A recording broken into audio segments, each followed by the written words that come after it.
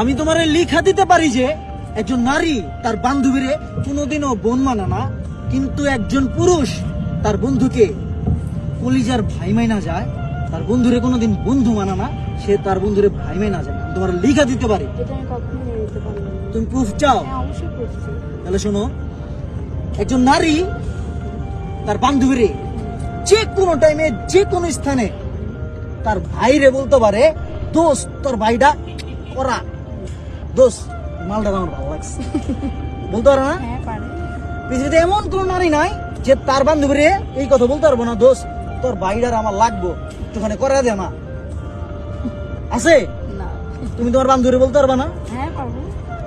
কিন্তু একজন পুরুষ যখন তার বন্ধুরে বন্ধু না মানে ভাই মানে না, ওই পুরুষটা কোনোদিনও আর বন্ধুরে কইতে পারে না, দোস্ত তোর বোনটারে ভালো লাগছে, দোস্ত তোর বোনটা করা, দোস্ত তোর বোনের নাম্বারটা দে।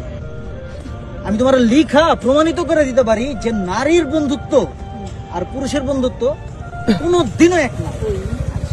কারণ একজন নারী আরেকজন নারীর এই সহ্য করতে হবে। এটা কি আসলে সত্যি? এইটাই বাস্তব।